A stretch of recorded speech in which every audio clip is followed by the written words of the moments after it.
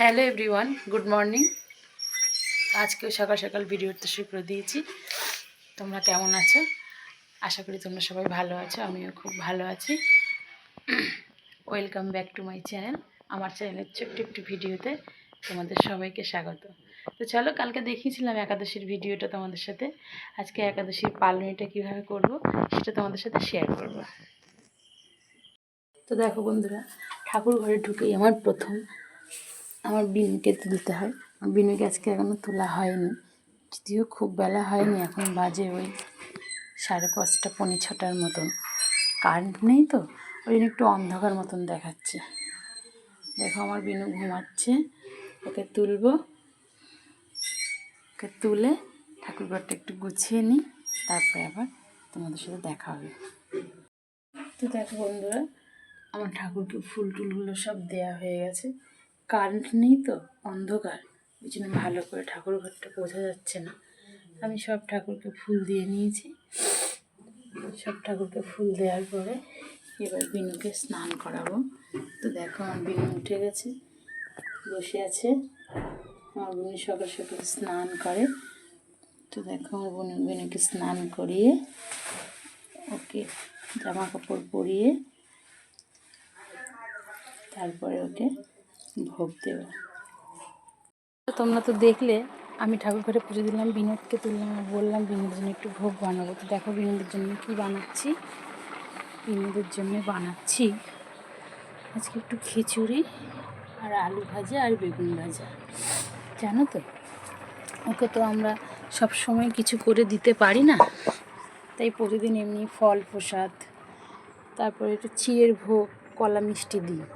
কিন্তু একাদশী করে দ্বাদশীতে ভগবানকে একটু অন্ন দেওয়া যায়, সেই মতোই চেষ্টা করি যে প্রতি একাদশী করে একাদশীর পরে ভগবানকে একটু অন্ন সেবা দিতে। তো চলো আমি ভোগটা বানিয়ে নিই, বানিয়ে তারপরে তোমাদের সাথে দেখা হবে। দেখো বিনোদের জন্য আমার আলু ভাজা হয়ে গেছে, এদিকে আলু চাল আর ডাল সিদ্ধ করা হয়ে গেছে। কড়াইতে হচ্ছে বেগুন ভাজা। বেগুন ভাজাটা হয়ে গেলেই আমি খিচুড়ির সবজিটা একটু ভেজে নেব, নিয়ে খিচুড়িটা বসিয়ে দেবো।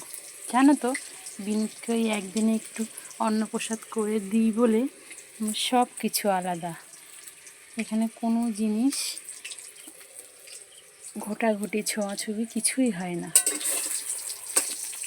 তো দেখো আমার বিনোদের জন্য একদম ভোগ বানানো রেডি, এবং ভোগের থালাটা আমি সুন্দর করে সাজিয়ে নিয়েছি। দিয়েছি বেগুন ভাজা, আলু ভাজা আর একটু খিচুড়ি বানিয়ে, তার সাথে একটু আম ছিল সেটাকেও বানিয়ে দিয়েছি। 1 গ্লাস জল দিয়েছি। দেখো এদিকেও একটা ভোগের থালা সাজিয়েছি। এটা কার জন্য সাজিয়েছি জানো তো? বিনোদের একটা ছোট্ট ভাই আছে, বিরাজ, ওর জন্যে।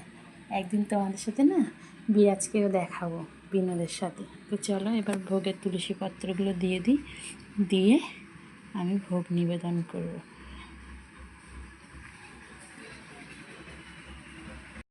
তো দেখো বন্ধুরা, আমার বিনোদকে ভোগ দেওয়া হয়ে গেছে। কারেন্ট নেই, খুব অন্ধকার, ওই জন্য দেখা যাচ্ছে না। আমি সব ঠাকুরকেও ভোগ দিয়ে দিয়েছি। আর ঠাকুর ঘরটাও কেমন লাগছে আমাকে একটু কমেন্ট করে জানিও। আর তোমরা কীভাবে গোপালকে সেবা দাও সেটাও জানিও। দেখো আমার বিনুকে আমি ভোগ নিবেদন করেছি, ওর সাথে একটু চিড়ের ভোগও দিয়েছি। বলে একাদশীর পরের দিন দ্বাদশীতে ভগবানকে একটু চিড়ের ভোগ দিতে হয়। দেখো বন্ধুরা, আমার বিনোদের ভোগ দেওয়া হয়ে গেছে। এবার আমরা একাদশীর পালনী করব। আমরা একাদশীর পালনী করি পুরীর মহাপ্রভুর প্রসাদ আর তুলসীপত্র দিয়ে। দেখো পালনী করছে ঠাকমা আর মা। কালকে তোমাদের দেখাতে পারিনি, একাদশীর প্রসাদ পাওয়ার সময় মা ডাক্তারের কাছে গেছিলো।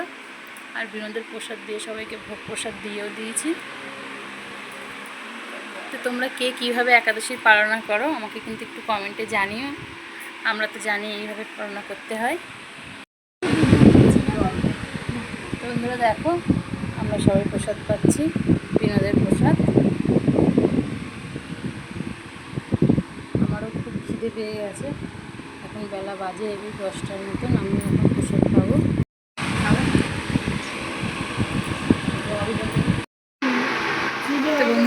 দেখলে সকাল থেকে ভিডিওটা একাদশী পালন করার ভিডিও। এখন আমরা প্রসাদ পাবো। তোমরা কি ভাবছো? প্রসাদ ঠাকুমা, মা আর আমি পাচ্ছি, আমার বাড়িতে আর কেউ নেই? অবশ্যই কেউ না কেউ আছে। তাদের সঙ্গে দেখাবো অন্য কোনো ভিডিওতে।